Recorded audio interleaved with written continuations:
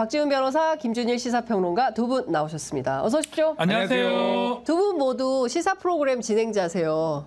그렇죠? 뭐 그렇죠. 예, 네. 여기는 평화방송의 뉴스공감, 여기는 뉴스토마토의 뉴스인사이다. 예. 그 전에 네.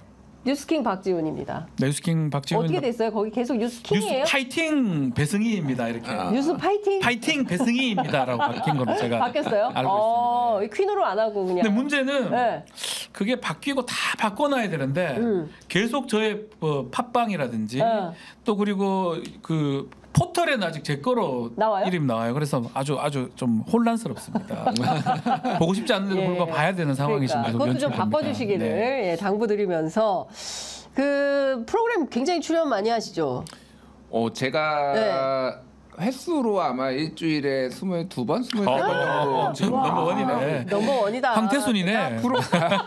5년 전에 황태순. 5년 전 황태순. 프로그램으로는 13개 정도. 이야, 예. 아니, 근데 대단하다. 뭐 그러니까 저는 웬만하면은 네. 이제 거절을 안 하는 이유가 저번에도 한번 말씀드렸는데 어떤 방송이든 어떤 진행자든 제가 톤이 바뀌진 않아요. 똑같아요. 여기 장윤선의 취재 편의점 나가는 거하고 뭐 다른 데 나가는 거하고 다르지 않습니다. 그러니까 네. 저는 제 목소리를 뭐 듣기 원하시는 분들이 있고 또 이상한 소리 하시는 분들이 있으면 거기에 좀 제가 바로잡는 것도 하고 그래서 항상 했는데 재밌는 일이 두 건이 하나가 있었어요. 가장 최근 것부터. 어제 갑자기 KBS 라디오 제가 그 KBS 라디오 전종철의 전격 시사 최경영 다음에 이제 오신 분이잖아요. 그 전종철 기자는 개인적으로 말씀드리면 점잖은 양반이에요. KBS 기자 아니에요? 예, KBS 기자예요. 매우 점잖합니다. 예, 매우 점잖은 양반이에요. 좋은 사람이요. 예. 예, 그런데 갑자기 전화가 오더니 진행자가 바뀐다.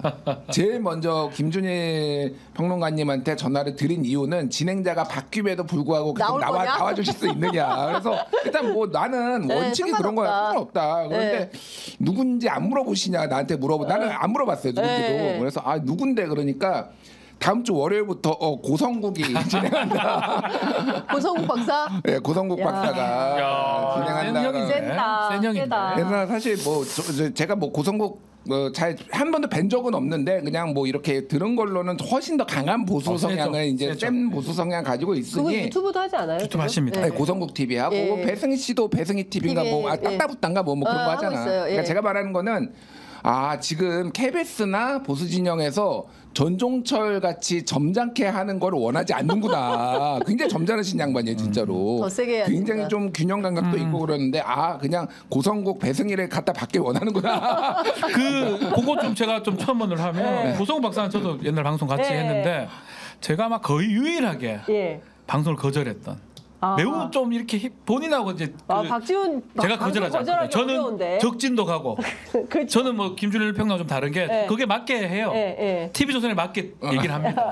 TV조선에서 져줘야 돼요. 여기서 이게 이상하잖아. 그러니까 MBC는 중립 뭐 이렇게 하는데 고성욱 박사님 쉽지가 않아. 근데 뭐 나쁘다는 그런 뜻은 아니고요. 아주 그게 확실하거든요. 더더군다나 2016년 그 이후로는 지상파나 공중파 거의 못 봤어요. 못 나왔는데 복귀하는 상황이 아닌가 놀랍기도 하고 배승희 이렇게 된 거 하고 괴가 좀 비슷한 것 같다는 생각도 좀 한편으로 YTN의 듭니다. 배승희, KBS의 그 생각이 들어요. 고성국. 왜냐하면 주요 프로긴 하거든 라디오. 그렇죠. 아침 라디오 굉장히 중요합니다. 그래서 그러니까 중요한 거는 제가 제 원칙 말씀드렸잖아요. 제가 먼저 하차하는 일은 없다고. 제가 잘리면은 고성국 박사가 저를 굉장히 불편해서 잘릴 것이다. 이렇게 생각을 하시면 되고 하나 더 짧게 에피소드.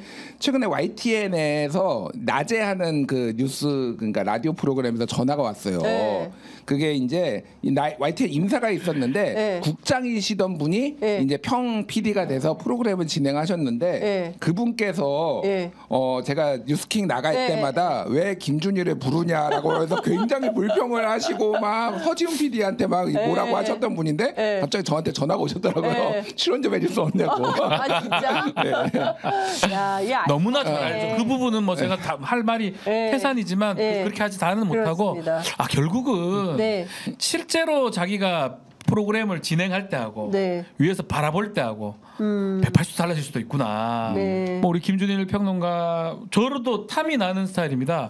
실수 없이 공간을 메워주시고요. 그렇죠. 그러니까 진행하는 입장에서 네. 뭔가 이게 우리가 좀 방송 용어긴 네. 안 좋은 용어는 일본 말인데 네. 마가 뜬다 하잖아요. 네. 그 공간이 없어요. 없어요. 그래서 매우 편해요. 네. 어떤 주제를 던져도 할 수 있고 그리고 일관성이 있기 때문에 어떨 때는 욕도 얻어먹고 그 상대 진영도 좋아하고 이래서 네. 저는 방송할 때 저분은 뭐 최고다라고 생각을 네. 했었는데 아마 그 국장님 이제 PD하고 그분도 예.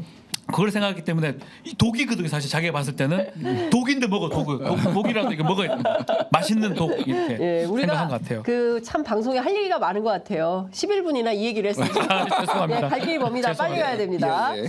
자, 어제 아주 재밌는 이 사진 볼 수 있나요? 아주 인상적인 사진 한 장면이 반갑습니다. 나왔는데 반갑습니다. 제목이 반갑습니다인데 과연 반가웠을까? 저 눈 봐요. 그 사람. 눈을 한번 다시 와, 보여줘. 그거 좀 그 눈이 그거거든요. 사진 볼 수 있나요? 저 눈이 저 눈이에요.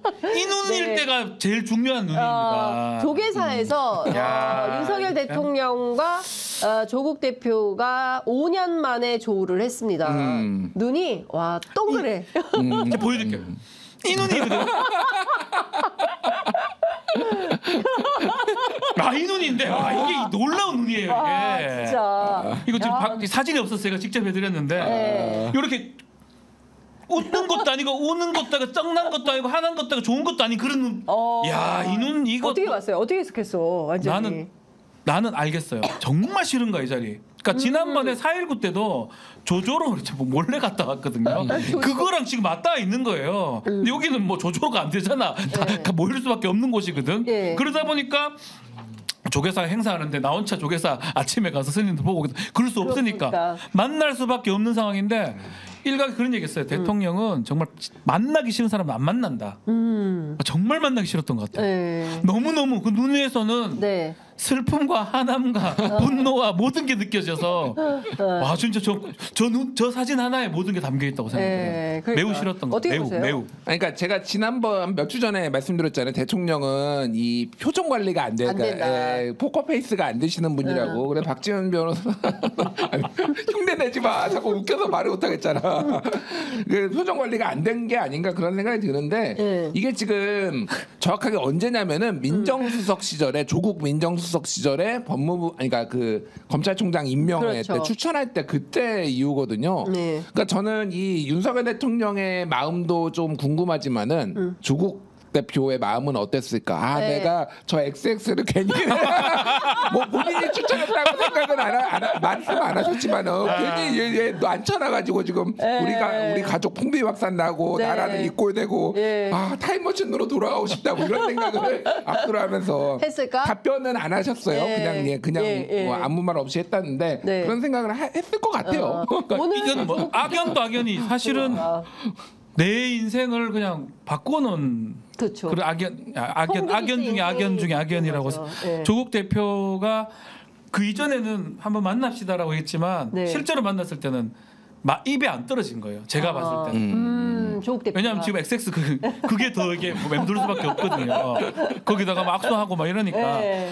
그렇지만 저는 개인적으로는 오늘 그 직후는 아니었지만 네. SS 글은 아마 쓰지 않으실까. 내일 저희 프로그램 출연하시거든요. 물어봐야 돼요. 제가 진짜? 여쭤보겠습니다. 아니 얘기하시죠. 근데 오늘 뉴스공장에 출연했는데 했나요? 안 물어봤나요? 나 그래서 제가 확인을 못 해가지고. 확인을 예. 못했어요 아직. 예. 아. 뭐라도 얘기를 하실 분입니다. 네. 어떤 식으로든 예. 메시지든 뭐 아니면 근데 SNS든 예. 박 변호사님 말씀이 맞을 것 같아. 이게 사람이라는 게 딱 못해요. 감정이 딱 격해지면 말 못해요. 말이 안 나오거든. 예. 그럴 입이 수도 있겠다. 다물어진 거야. 예, 딱 막 이런 식으로 다가오니까 이런 식으로 다가오니까 와 이거 무슨 말을 해야 되나 이 생각을 하셨던 것 같아요. 예. 아, 와, 박지원 놀라웠어요. 변호사 원샷으로 한번 다시 잡아줘야 되겠다. 이거 썸네일로 써야 돼.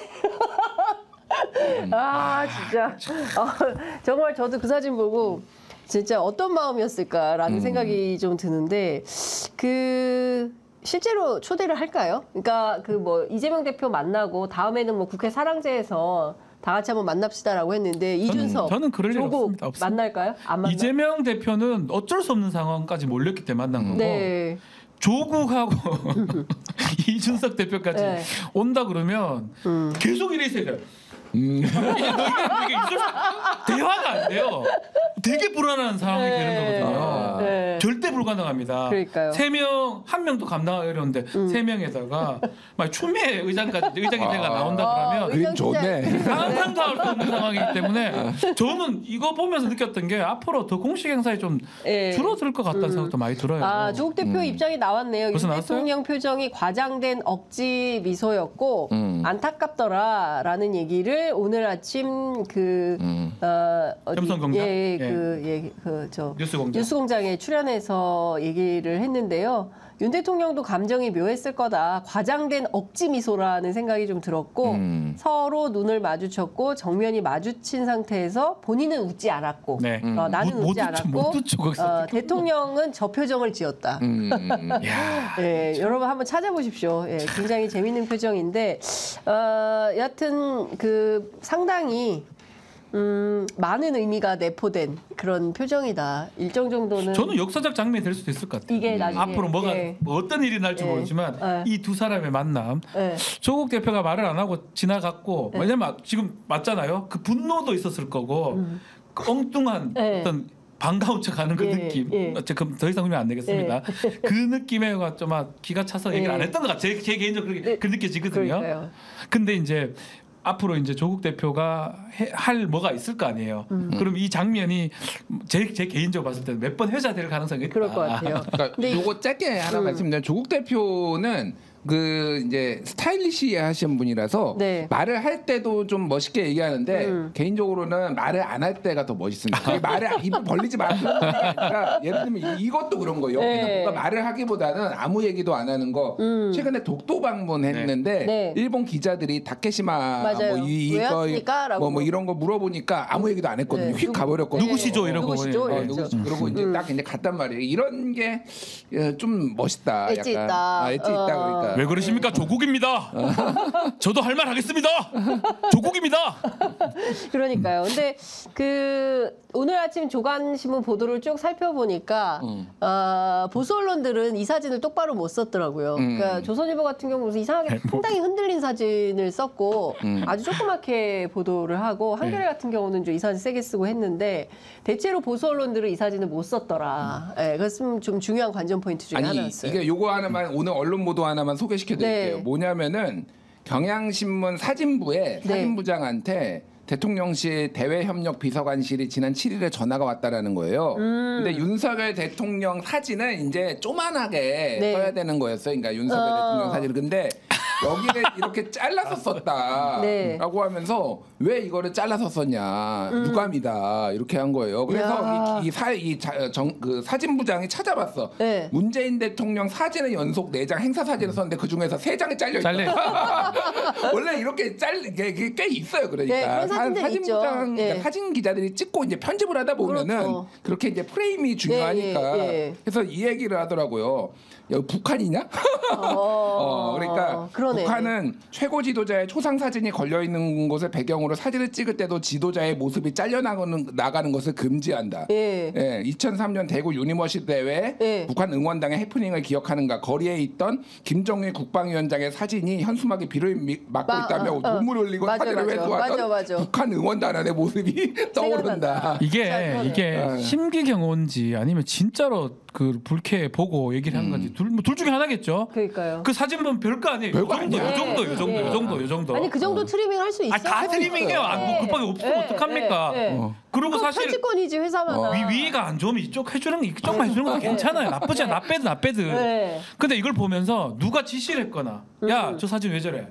아니면 지들이 알아서 했다는 거잖아요. 둘 다 문제인 거예요. 그렇죠. 매우 문제고요. 글쎄요. 만약에 이렇게 됐다 이렇게 아수라 같이 이렇게 반반 나왔다. 그건 좀 그렇죠. 이러면 안 되지. 이러면 뭐라고 할 수 있지. 이건 다 나왔는 건데 이해할 수 없어. 그래서 아마 그 기사를 낸 것 같아요. 이것도. 그러니까 제가 말하는 거는 그래서 보수 언론에서 이 사진을 아무도 안 썼다라는 거잖아요. 이 사진 쓰면은 전화 받아가는 야 이거 왜 이거 써? 전화 받기 싫어서 안 썼다. 그러니까 되게 이상해요. 사진 쓴 거 보면 되게 흐릿하고 막 이상한 사진들을 썼던데, 그러니까 최대한 이 표정이 안 나오기 위해서 노력한 사진들을 썼더라. 그런 것 이제 그렇다고 해서 이걸 또 안 쓸 수는 없어. 보도를 안 할 수는 없으니까 딴 거 쓰고 딴 거 쓰고 비껴난 사진 이런 걸 썼더라.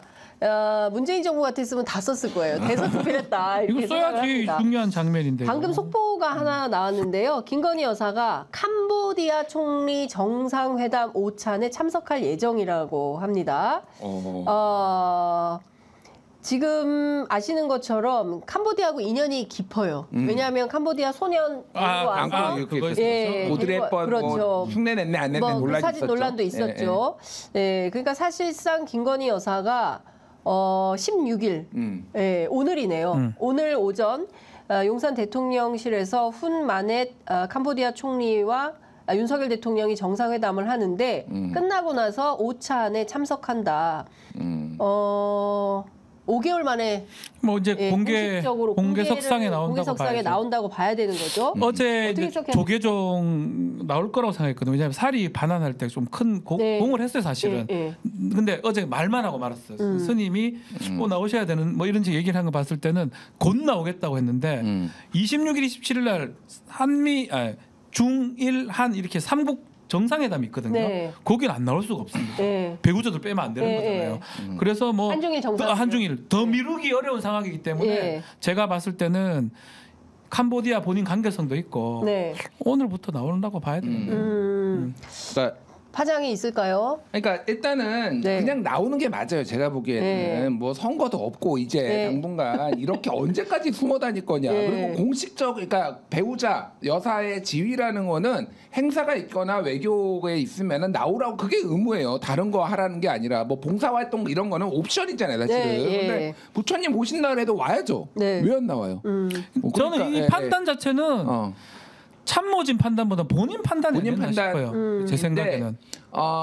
이거는 말하면 고백하는 거 하지 마.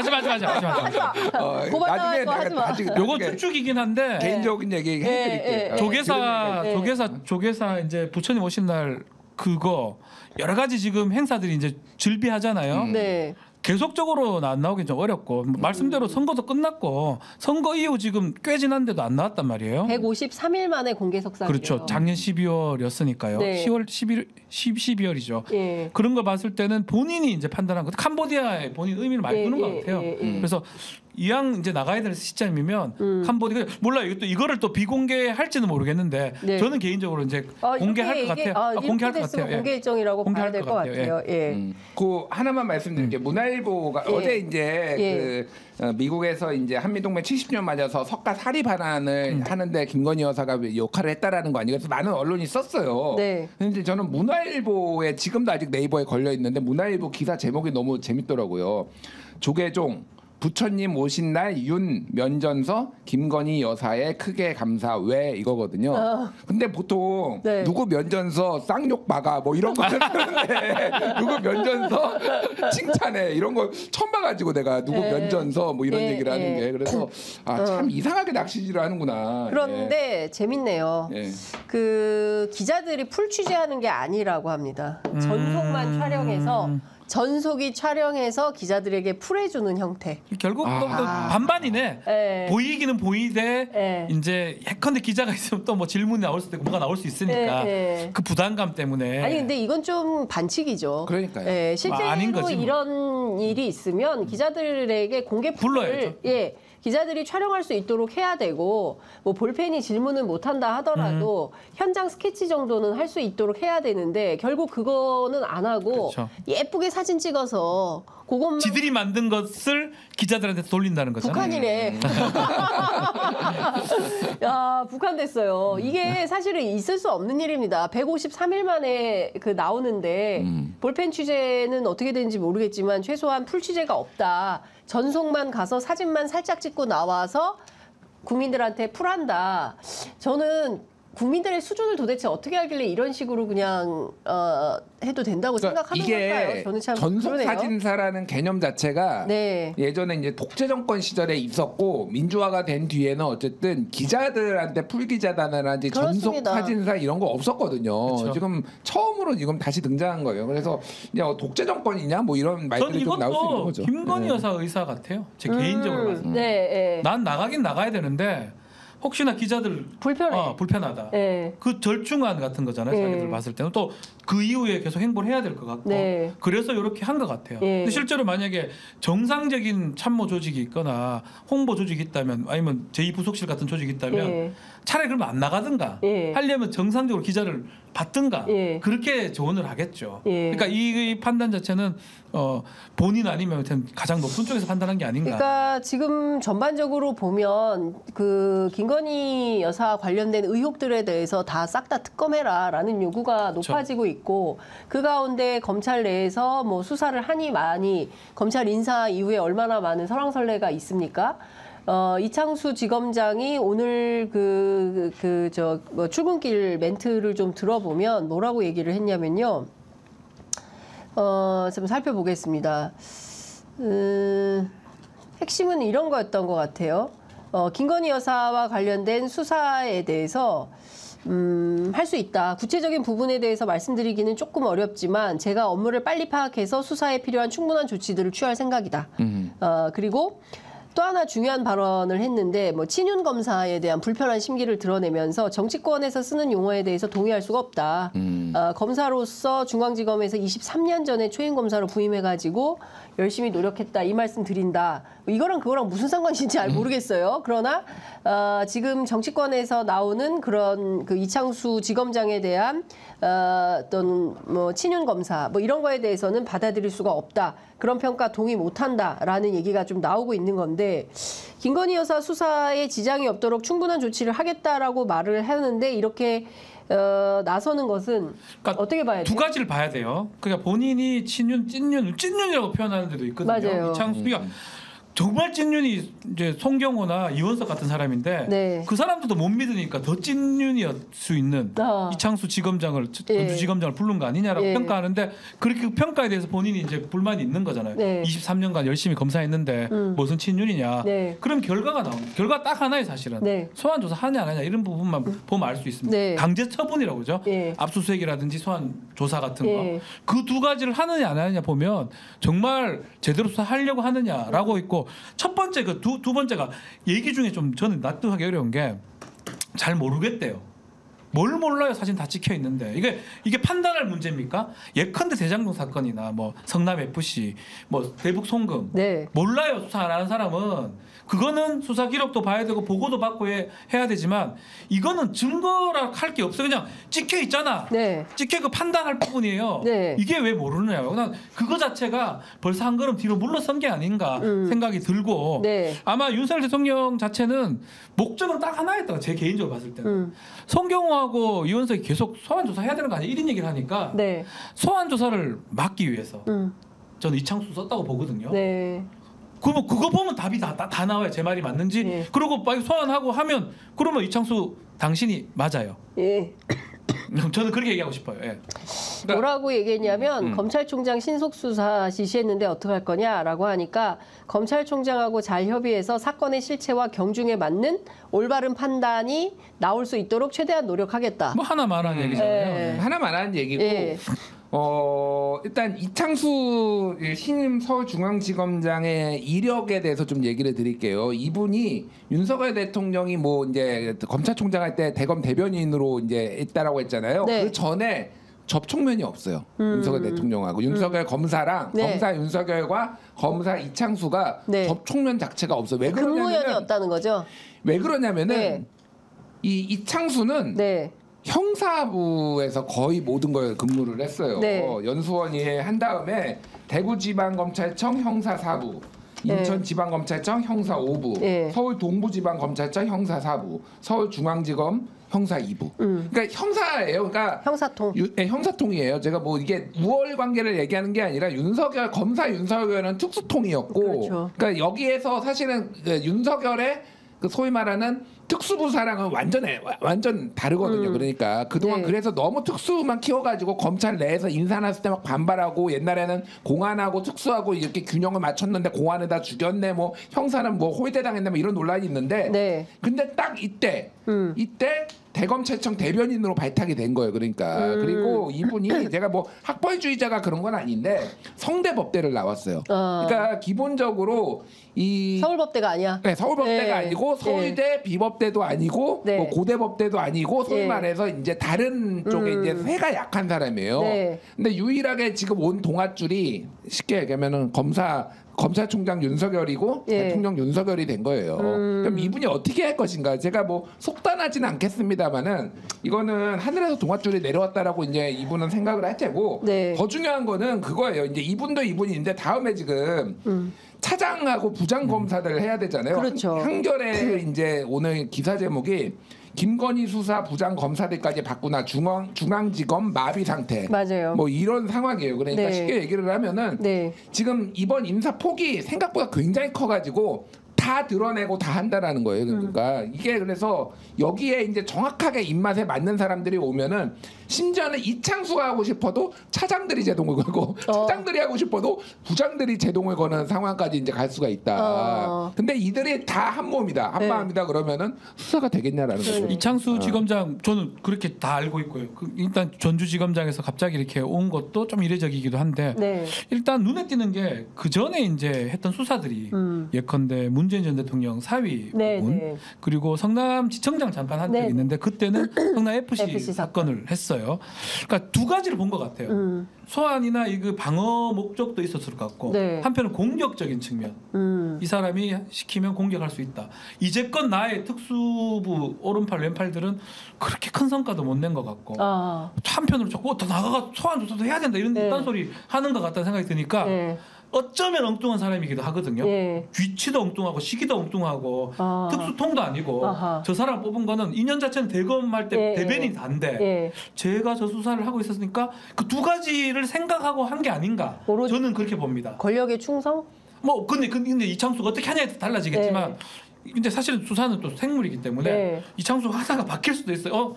이거 안 할 수 없네? 이럴 수 있는 거거든요. 이창수 지검장이 보고. 이원석하고 송경호가 그랬단 말이에요. 예. 그러니까 이창수도 변할 수는 있지만 어쨌든 그 인사의 기저에는 그런 게 깔려 있지 않은가 제 개인적으로는 그런 측면을 좀 보고 있습니다. 네. 요거 하나만 저는 이걸 보면서 영화 하나가 생각났어요. 영화 부당거래 네. 보면은 검사 나오는 거. 검사가 아니야. 검사 얘기가 아니라 경찰 종린 얘기하는 건데 이제 경무감인 무궁화 두 개인 이제 천호진이 네. 청장한테 보고를 하면서 이거 해야 되는데 괜찮은 애가 한 명 있다. 딱 맞는 애가 있다. 그 광수대 팀장인데 얘가 경찰대 출신도 아니고 가지치기가 딱 좋다. 그런 말을. 그러면 황정민을 가가지고 기억나요. 이제 올가매가지고 이제 얘를 그 범인 만들어내게 하거든요. 그래서 뭐 이제 가는데 기억나요. 딱 가지치기 좋지 않나? 이 느낌 보면서 얘가 원래 특수부도 아니고 뭐 이렇게도 아니고 뭐 네. 쓰고 버릴 수도 있지 않나 이 생각이 저는 딱 들더라고요. 이게. 무섭다. 그리고 이렇게 어차피- 그런 생각을 했다면 어차피 이렇게 진짜 해놓으면 무섭다. 결국은 이런 말 진짜 좀 그래. 네. 장기 말 같은 거잖아요. 네. 내가 인사권자면 예. 장기 말을 두는 거예요. 실제로 나쁜 그렇게 의미가 아니고. 아니 실제로 그렇게 한다는 거예요. 우리 구교영 기자가 모르고 인사철인지 모르고 방에 딱 들어왔는데 놀래가지고 진짜 들어올 줄 알고. 맞아요. 근데 실제로 이제 그 지도 전국 지도 놓고 딱딱딱 논다는 거잖아요. 인사할 때. 그래 이 장기 말인데 이 장기 말이 내가 생각하는 것보다 못할 수도 있고 그 이상으로 활동할 수도 있는 거예요. 예. 그 장기 말이 윤석열이었어요 옛날에. 예. 생각 같은 거 이상으로 해버린 거예요. 네. 우리 반대로 목을 치워버렸잖아요. 중앙지검장하고 예, 예, 시켰을 예. 때 그거랑 똑같은 논리거든요. 예. 지금 이창수는 이 정도라고 생각하고 뽑았을 수 있는데 아하. 뭐 어떻게 변할지 어떻게 압니까? 지켜봐야 될 것 네. 같다라는 생각이 좀 드는데 이원석 총장은 수사 의지가 상당히 있잖아요. 그래서 그런지 뭐 총장하고 잘 협의해가지고 하겠다. 그러나 지금 단계에서 뭐 말씀드릴 것은 아니다라고 약간 뭉개는 듯한 이런 식의 이제 뉘앙스로 이창수 지검장이 얘기를 했는데 이원석 총장이 어떻게 할까요? 이 수사 계속 하라고 강제를 할까요? 5초인가 7초인가 합쳐서 12초인가 예, 말을 못 했잖아요. 예. 이런 경우도 저는 본 적이 없어요. 사실 그 자리에 누가 오면 아무나 질문 뭐 어떻게 인사 알았었어 이거 다 물어보거든요. 네. 질문 알고 약간은 출근하죠. 그 질문을 받을 걸 알면서도 묵묵부답이 정답이에요. 내가 몰랐지만 몰랐다고 할 수도 없고 짜증나지만 짜증난다고 할 수도 없고 이게 다 담겨 있는 거예요. 네. 그러니까 저는 이제 이원석이 판단을 하고 아까 장기말 얘기했는데 네. 이 총장이 저는 이제 이원석 총장의 판단이 제일 중요하다고 생각이 드는데 침묵에 좀 많은 게 담겨져 있는 것 같아요. 본인은 이제 하고 싶어 하는 것 같은데 네. 다만 본인은 직접 수사하는 업무가 하는 사람이 아니에요. 네.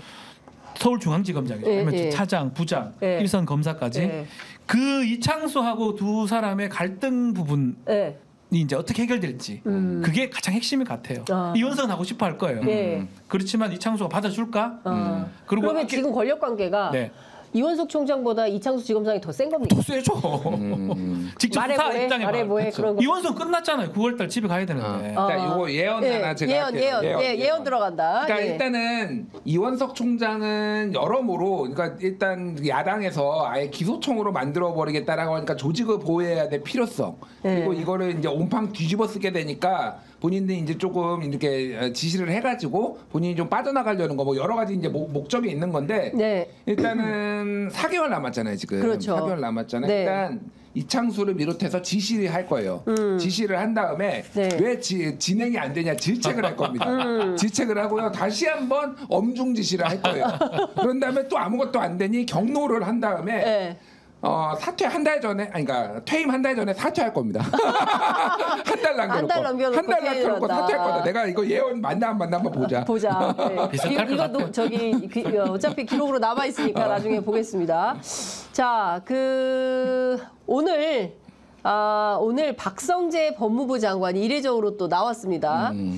검찰총장 패싱 논란이 있었어요. 뭐 어제 그제 동아일보, SBS 여러 언론들이 사실상 만남이 있었는데 묵살당했다. 이원석 맞아요. 총장이 인사를 좀 늦춰달라. 지금 수사가 진행 중이니까 좀 늦춰달라라고 하고 지방 순시를 떠났는데 곳에 그냥 다 싹 다 처리해버린 거다라는 이제 보도가 나왔는데 관련해서 박성재 법무부 장관이 무슨 얘기를 했냐면 이원석 총장하고 협의 다 했다.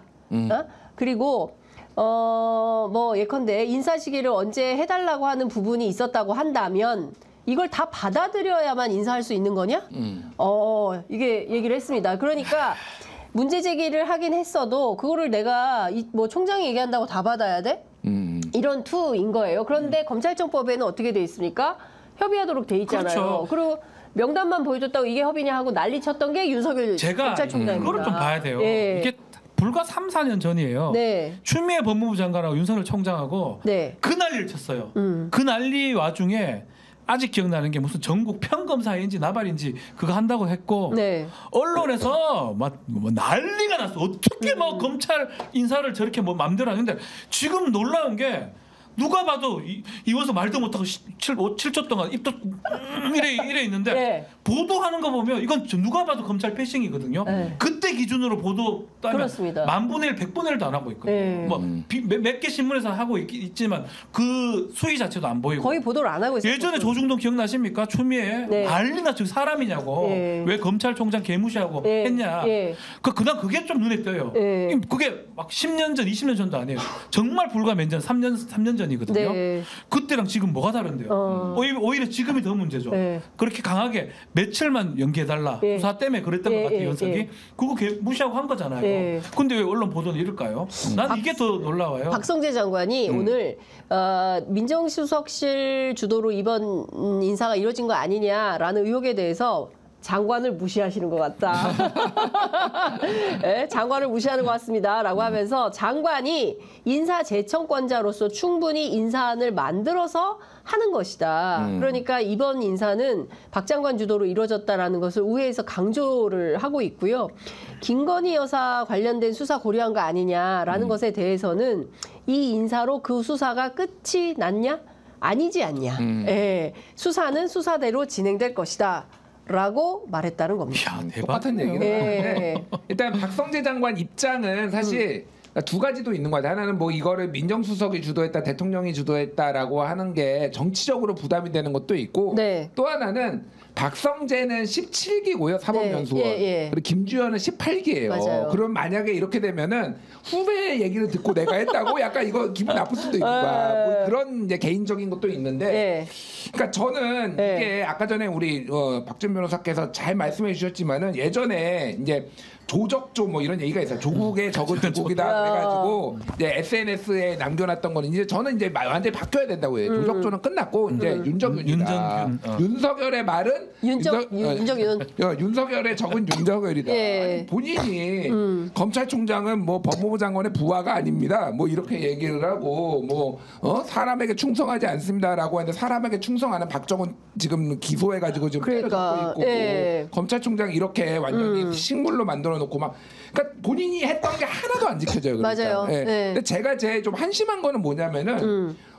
의기로운 현직 검사 한 놈이 없나? 제가 한 분이 없나? 나 기소 나갈 수 있어서. 자, 그러니까 고발하지 마세요. 그때는 그렇게 난리를 치더니 막 이 프로스에 막 글을 올라오고 막 그랬잖아요. 검사들 그러더니 줄져서 한 명이 지금 글을 안 써요. 퇴직하는 사람만. 그만두는 사람은 이게. 부끄러움을 생각하는 그 전국 평검사회 그때만 있었습니다. 저는 그때 이게 뭐냐 이랬습니다. 엄청 대단한 일을 그때 한 거예요. 지금이나 그때랑 뭐가 차이가 있습니까? 그러니까요. 그러면 검사 조직이 가만히 있으면 안 되고 최소한 뭐라도 있어야 되는데 내부 전산망에도 글이 없고 뭐 제가 확인하는 바는 그렇습니다. 제가 들어가긴 어려우니까 제가 알기로는 나가는 사람만 뭐 애매한 얘기하면서 나갔다고 해요. 그렇다면 검사 조직도 사실 검찰 조직도 그렇게 저는 희망적이거나 긍정적이지 않아요. 그러니까 세상 비겁한 조직이에요. 그러니까 이 정도 되면 그리고 평범한 회사는 노조라도 있잖아. 네이버 보세요. 노동조합이 제일 지난주에 진짜 그러니까요. 김준일 평론가가 정확하게 쫙 짚어줘가지고 그 이후로 여론 지도가 바뀌었어. 맞아요. 우리 때문인가? 어떤 거 얘기? 아니 네이버 라인 사태가 엄청나게 이슈가 커졌어요. 확 갔잖아. 여기가 지금 여론 주도층이라고 지금 이 세 명이. 취재 편의점이 여론 주도층이야. 고발은 하지 마시고요. 아니 그런데 지금 보면 이런 거예요. 너무 심하다. 너무 검찰 조직 너무 심하다. 그러니까 최소한 이 정도 됐으면 평범한 회사는 노조라도 나서서 반대 입장 내고 매각하면 안 된다라는 입장을 내는데 검찰 조직은 누구 하나 그런 얘기를 하는 사람이 그렇게 이 프로스에 글도 많이 올리더니 그 용감한 검사들은 다 어디로 간 거냐. 그러니까 결국 권력에 아첨하는 조직입니다라는 그렇게밖에 안 보여요. 우회해서 강조하고 있는 거 아니냐라는 비판을 안 할 수가 없다. 권력에 순종하고 권력에 힘이 빠졌다 싶으면 그때 가서 하잖아요. 그러니까요. 살아있는 권력은 못하고 죽어가는 권력을 칼질하는 아니면 이제 지금 상황은 아직 아니라고 보는 거예요. 만약 확 길어지면 또 나올 수는 있겠지만 지금 이제 3년이 남아 있기 때문에 그러니까 결국에는 대통령실에서 민정수석실을 갑자기 설치한 이유는 검찰 통제죠. 검찰 통제에 있었다라는 게 두 가지겠죠. 검찰 통제랑 본인 이제 방어 두 가지. 저는 앞으로 이제 지금 일어나는 정치적 행위는 다 제가 계속 얘기를 드리지만 인사도 어쩌면 정치적 행위잖아요. 방어를 기본으로 하되 공격을 할 수 있는 방어를 할 수 있는데 공격 무기는 저는 단순해요. 이재명 대표나 조국 대표 하는 거예요. 이재명 대표겠죠. 그러니까 그 두 가지를 할 것 같아요. 그 두 가지 하는 게 목적 같아요. 최소한 목적. 그러니까 중요한 포인트는 김건희 여사 혹은 이제 본인과 관계된 최혜병 특검은 최대한 방어하고 그리고 이재명 대표와 관련된 성남의 어떤 수사 같은 걸 또 세게 하고 수원지검이 사고 있는 그다음에 원래 전주에 있었던 문재인 전 대통령 사위 사건을 중앙지검으로 다시 가져온다는 거 아니겠어요? 그리고 이창수 지검장이 기자들하고 만나서 했다는 여러 가지 얘기들을 종합해 보면 중앙지검에 있는 사건들이 많다. 명품백, 민주당 돈봉투, 그다음에 울산시장 선거 개입 그 사건 재수사 문제, 대장동 50억 클럽 이거 다 싹 다 하겠다라는 거예요. 평소에 이런 얘기를 했대요. 들고 있는 모든 사건 다 열었으면 좋겠다. 그럼 어떻게 되는 거야? 들고 있는 사건 이거 다 하겠다라고 하면 어떻게 된다고 봐야 되는 거예요? 열심히 하세요. 그냥 뭐라고 하겠어? 열심히 하세요. 근데 제가 이게 딱 한마디만 말씀드리면은 신화 비유적인 얘기인데 소돔과 고모라가 의인 10명이 없어서 망했습니다. 검찰 조직에 의인 10명이 있는지 없는지 한번 보겠습니다. 자, 검찰 조직에 의인 10명. 굉장히 의미심장한 말입니다. 10명이 있는지 없는지 저희도 지켜보도록 하겠습니다. 여하튼 지금 검찰의 이런 행태가 결국 그래서 특검할 수밖에 없겠네라는 여론에 오히려 더 힘을 실을 수밖에 없지 않을까. 무조건 근거랑 논리적 근거를 제공할 수밖에 없는 상황으로 갈 것 같아요. 앞으로는 더. 그러니까요. 자, 이것 좀 여쭤볼게요. 그 이준석 대표가 저 깜짝 놀랐습니다. 이제 이번 주 토요일이 5.18 44주기인데 원래 대구에서 살려고 했었대요. 오늘 보도에 따르면. 그런데 대구 업체 사장님하고 이게 잘 안 돼가지고 급거 김해에 가가지고 국화 천송이를 산 거예요. 그래서 싣고 본인이 스스로 운전을 해가지고 5.18 묘역을 다 일일이 이준석, 천하람, 이주영 당선자 이렇게 3명이 995기를 전부 다 참배를 했는데 2,000배? 대충 옛날에 엄마들이 막 절에 가면 3,000배. 네. 그렇죠. 예, 시험 붙으라고 3,000배 절했는데 또 떨어졌네. 막 이런 얘기들 엄마들이 했는데 2,000배나 절을 하고 막 다리가 후들후들 거렸다. 뭐 하여튼 뭐 다이가 정치적 행위긴 한데. 네, 정치행위죠. 어쨌든 메시지잖아요. 네. 저는 뭐 대단한 것 같아요. 네, 7시간 30분 참배. 아니 그러니까 그 얘기가 있어요. 이제 문재인 정부 때 탁현민 의전 비서관 보고 이제 보수 정당에서 네. 이거 다 쇼다 막 이런 맨날 뭐 이런 거 있잖아. 뭐 하면 쇼다. 쇼도 못하는 게 지금 윤석열 정부야. 내가 보기에는 쇼라도 잘해야 된다. 네. 이거는 아주 훌륭한 정치 기획이죠. 뭐 쇼라고 하기보다는 굉장히 저는 의미를 있다라고 보는 게 이게 당연히 정치인이 다른 사람들한테 보라고 메시지를 낸 거잖아요. 그렇죠. 이거 다른 사람들은 이렇게 할 수 이런 생각을 할 수는 있나요? 그러니까 이거는 굉장히 저는 높이 평가하고. 네.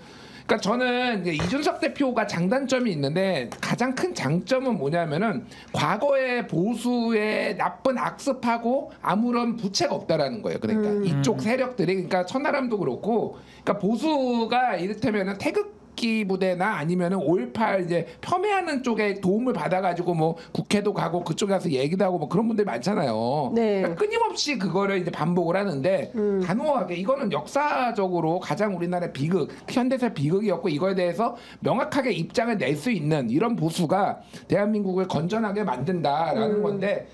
고생 많이 하셨다. 앞으로도 이런 정치적 행보 보여주시라 말씀드리면서 제가 가장 궁금했던 거는 네. 특히 이준석하고 천하람 한 2,000배 하면 살이 빠져야 되거든. 살이 안 빠진다. 아유, 뭐 하루 사이에 살이 그 빠지니까. 쇼 얘기를 좀 조금만 네. 제가 드리고 싶은 말씀은 네. 쇼라도 이렇게 하면 쇼가 아니에요. 쇼라는 거는 7분 네. 했을 때 쇼가 되는 거예요. 그렇죠. 예. 가짜 같이 했을 때. 근데 어쨌든 저쨌든 간에 정치적 메시지는 맞아요. 몸이 힘든 거를 다 봤잖아요. 이 네. 많은 시간 동안 한다는 거는 뭐 제가 뭐 이 사람들의 정치적 행위를 옳고 그름을 떠나가지고 네. 이렇게 하면 쇼가 아니다. 막 그런 것들을 아마 이준석 대표라든지 천하람 당선자라든지 네. 보여주고 싶었던 것 같아요. 뭐 7분 네. 하지 않았잖아요. 네, 7시간 하는 건 보통 일이 아닙니다. 네. 이런 얘기를 했네요. 5.18의 비극은 영호남 대립 때문이 아니다. 그런데 영호남이 막 갈려서 싸웠죠. 네.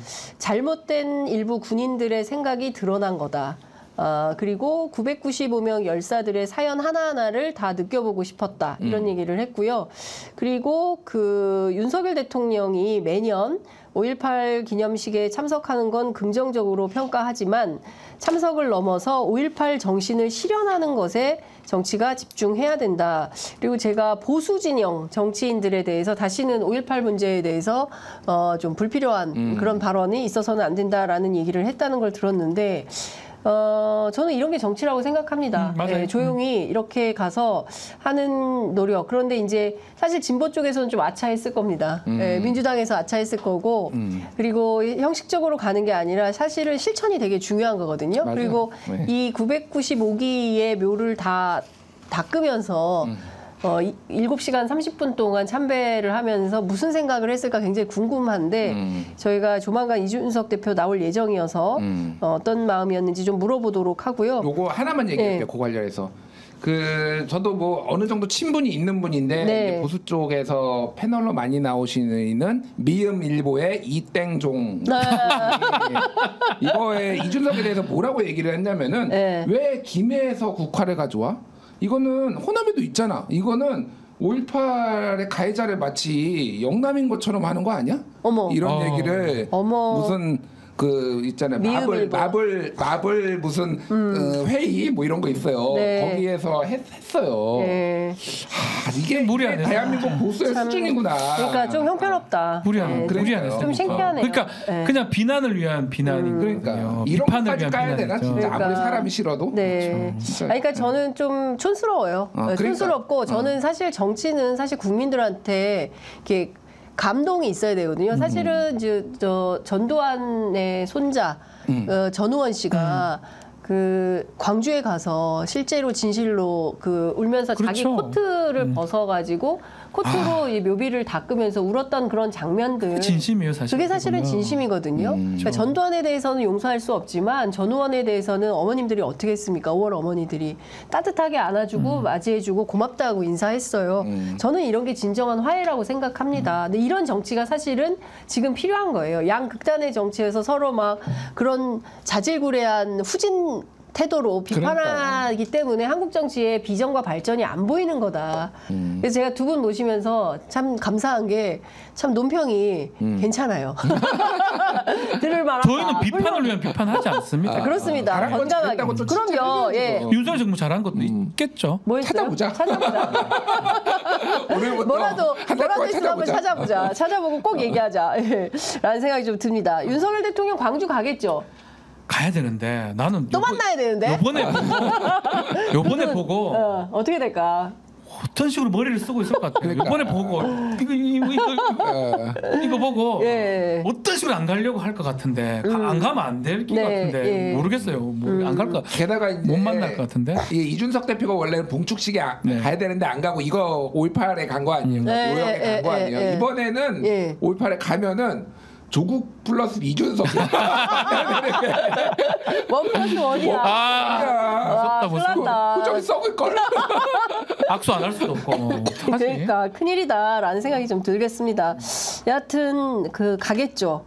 가야 되는데 예. 뭐 가야 돼요. 예. 이걸 안 가면 안 되는데. 보기 싫은 사람 온다고 안 가진 않겠죠. 조조 뭐 있나요 행사가? 없어요, 그게 없어요. 방법이 없는데. 뭐 혼자 7시간 닦을 수도 없어요. 아니면 이 뭐 대통령은. 이렇게 급하게 정상회담을 잠깐 야 정말 난감할 것 같아요. 그러면 상당히 하기 싫을 무리하다라는 생각이 좀 듭니다.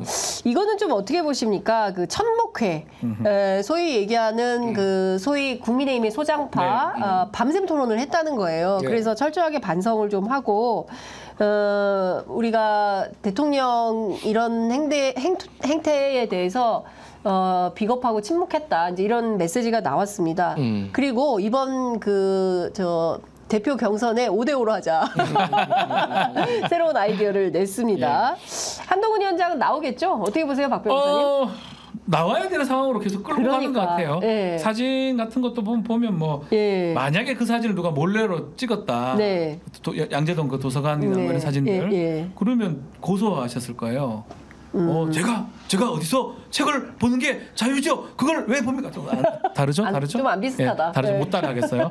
하여튼 그런 거 봤을 때는 정치 행위의 일종으로 봐야 될 것 같고 그렇게 사진을 내는 것 자체가 결국 하겠다라는 거 여론에 잊혀지지 않아야 되고 그 네. 궁극 목표는 전당대회하고 연결돼 있다고 봐도 되고 실제로 지지도 자체도 본인이 지금은 제일 높거든요. 네. 나간다면 당선 가능성 매우 높기 때문에 어쨌든지 간에 정치인을 오래 하지는 못했기 때문에 간은 보고 있는 걸 맞는데 궁극적으로는 던질 수밖에 없다.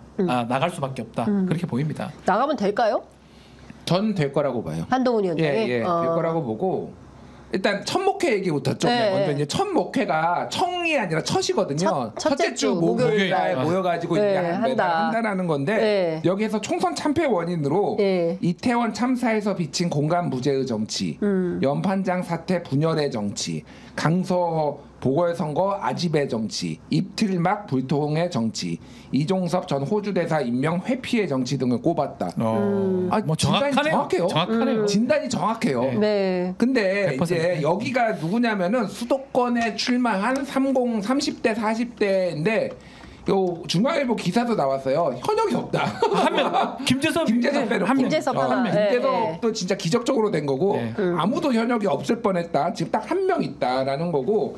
그러니까 이게 그럼 당에서 먹힐 것이냐 이게 하나가 있는 거고 또 하나는 여기에서 그 뭐 이승환 저는 뵌 적은 없는데 뭐 중랑구 뭐 당협위원장부터 해가지고 열심히 나와 방송 나와서 윤석열 실드 친 분들입니다 이분들이 물론 과거에 이제 반성을 하고 계신지 모르겠으나 네. 뭐 얼마나 내가 바뀔지 이게 좀 궁금해요 사실은 그렇게 하고 왜 이분들이 50대 50을 얘기를 하냐면은 사실은 한동훈 퀴즈나 마찬가지 일종의 한동훈이 공천을 대부분 준 사람 뭐 적극적으로 준 사람도 있을 테고 그냥 네. 자연스럽게 된 사람도 있겠지만은 예. 지금 윤석열로는 안 된다. 일종의 한동훈을 조금 이제 뭐 더 보는 건데 이게 50대 50이 되면 누구한테 유리하냐 불리하냐 뭐 이런 게 얘기가 많이 나오는데 네. 어쨌든 여론조사에서 특히 이 뭐죠? 저기 역선택 방지 조항이라는 게 들어가면은 무조건 네. 한동훈한테 50대 50이든 7대 3이든 한동훈한테 유리해. 왜냐하면 유승민 대표는 유승민이 어려울까요? 이제 어렵죠. 유승민 대표는 왜냐하면은 그러니까 민주당 지지자 뭐 이런 것들 다 빼고 그러면은 네. 그러니까 국민의힘이 특히 어쨌든 적극적으로 투표를 해 이런 네, 거 물어보면은 맞아요. 그 네, 다 네. 호감이 있는 사람 그러면은 네, 네. 한동훈이 유리하기 때문에 네. 사실상 저는 한동훈 당 대표 만들기 모임이다. 지금 당장은 이 모임은 그렇구나. 저는 그렇게 보고 비슷하게 있어요. 보는데요. 네. 네, 네. 앞으로 국민의힘은 저는 딱 두가 갈래가 나눠질 것 같아요.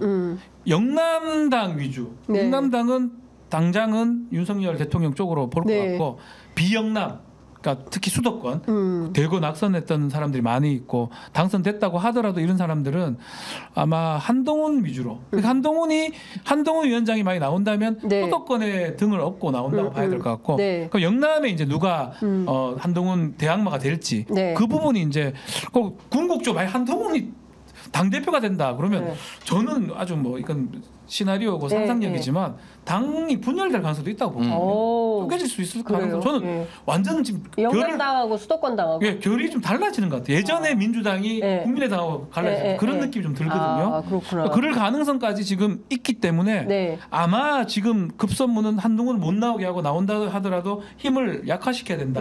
그거를 이제 대통령실이나 국민의힘 지도부에서는 생각을 하고 있을 것 그 같습니다. 얘기를 하더라고요. 제3의 인물이 나올 수가 있다. 제2의 김기현. 가능하죠. 대통령의 신임을 만들어. 대통령의 신임을 받는 절대적으로 누군가를 만들어서 의외의 인물이 네. 출격할 가능성이 있고 한동훈 위원장 절대 안 만들 거다라는 얘기가 당신 100% 계속 유지될 가능성이 높은 것 같아요. 그렇게 그 얘기를 봐야죠. 그렇게 하더라고요. 봐야죠. 그래서 아무도 생각하지 못했는데 의외의 인물이 짠 하고 등장할 수도 있다라고 뭐 국민의힘 김기현 대표도 전 대표도 보면 2%인가요? 3%가 그렇죠. 된 거거든요. 그런 경우는 4%인가 5%인가 제가 나가도 되는 거예요. 아 진짜? 제가 그 당을 가진 않지만 저 같은 사람 아무도 모르는 사람이 가도 뒤에서 확실히 밀어주면 된 거잖아요. 그러니까요. 그때만 해도 뭐 어마어마한 사람이 옆에 있었는데 사실 그것도 심각한 민주주의 훼손이에요. 그러니까 정당 심각하죠. 민주주의를 완전히 와해시켜버리는 상황인데, 근데 그 와중에도 말도 똑바로 못하는 참 그 당의 구성원들이 좀 답답하다라는 생각이 차기 듭니다. 제가 제2의 김기현 한번 예측해 볼까요? 네. 네, 수도권에 굉장히 네. 개혁적이면서도 친윤인 인사가 있어요. 누구? 배현진. 농담이야. 농담이야. 고발하지 마세요. 아니, 고발하지 마세요. 고발할 게 아니지. 칭찬한 거 아, 아닌가요? 칭찬이야? 이게 박정원 당선자가 네. 그 얘기를 했어. 뭐 어디 언론에. 네. 배현진이 왜 못해? 당대표? 약간 이런 식으로 얘기를 그렇구나. 했거든. 아니 왜냐면 배현진 의원님은 저기 녹음을 하잖아.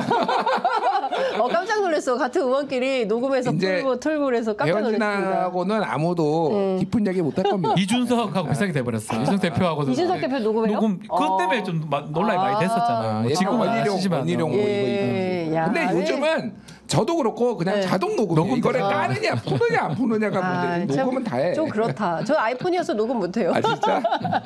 자, 오늘 아시는 것처럼 지금 국회에서는 지금 국회의장 선거가 진행 중에 있습니다. 민주당에서 하고 있는데요. 이재명 대표가 국회의장단을 구성하는 것은 의원 개개인의 선호의 문제가 아니라 넘어서 국민과 당원 그리고 대한민국의 운명을 두고 판단해야 된다. 라는 입장을 밝혔다고 하고요. 오전 10시부터 당선자 총회 시작했는데 민주당 의원 143명. 왜 이거밖에 안 왔죠? 더 와야 되는데. 뭐 후에 더 왔겠죠. 이후에 더 왔을 거라고 생각을 하고 일정 잠깐 말씀드리면 결선 투표를 하게 되면 12시 40분. 타지 않나요? 2명인데. 결선 투표가 없다면 11시 45분. 그러니까 이제 과반이 안 되면 결선 가반 안 될 수가 없잖아. 2명인데. 그러네. 동수 될 리는 없고. 동수 될라나? 네. 그럼 사실상 11시 40분에 끝난다고 예를 봐야겠네. 들면은 무효표가 뭐 내표 그러니까. 나오고 그럴 수도 있겠네. 45대 40 예를 들면 뭐 이런 식으로 나오면은 뭐 다시 할 수도 있겠어요. 그런데 정말 국회의원들이 하는 투표 결과는 예측이 불가해요. 불가능해요. 그러나 두 분께 여쭙겠습니다. 예, 누가 되겠습니까? 아니 그러니까 추미애 의원이 유력한데 우원식 의원 측의 얘기를 들어보면은 네. 자기가 분명히 그 가능성이 상당히 있다라고 얘기를 하는데 왜냐하면은 초선 의원들 말고 재선 위로는 추미애 쪽에 대한 비토가 어느 정도 있다.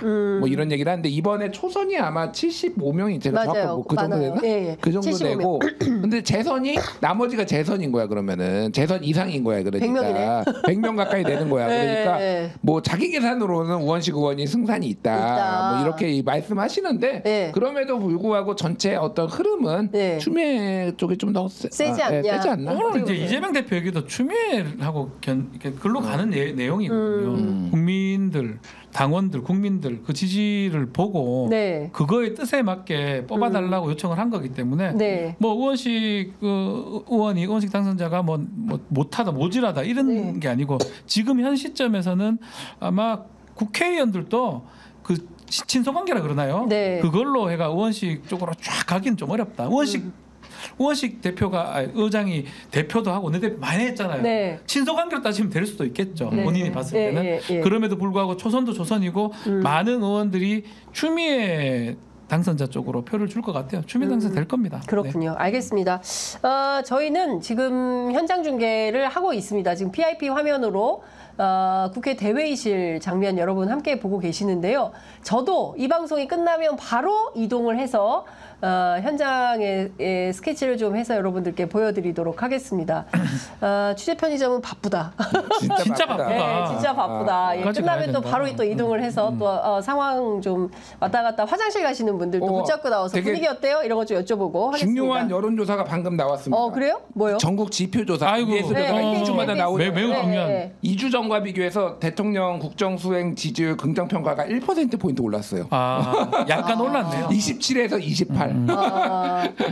미디어토마토는 어제 제가 네. 보니까 3인가 올랐더라고요. 30대로 돌아왔어요. 큰 의미 없어요. 근데 의미가 부정평가 없어. 64, 64 의미가 똑같고. 없어. 그러니까 안 변하고 있어요. 지금 전체 그렇구나. 지형이. 예. 그러니까 기자회견이라든지 등등 인사 이게 더 이상 이 밑으로 떨어지는 걸 막을 수 있지만 반전할 수 있는 반전할 수 있는 없다는 걸 보여주는 거예요. 검찰 인사가 이렇게 나왔는데도 올랐네요. 아니 올랐다고 하기 어렵죠. 1%라서 의미가 없어요. 의미가 없다. 27, 28은 그냥 네. 똑같다고 보면 된다고 똑같다고 봐야 알겠습니다. 되겠죠. 변동이 없다. 네, 변동이 없다. 네, 알겠습니다. 여기서 마무리하도록 하겠습니다. 두 분 말씀 잘 들었습니다. 고맙습니다. 네, 감사합니다. 감사합니다.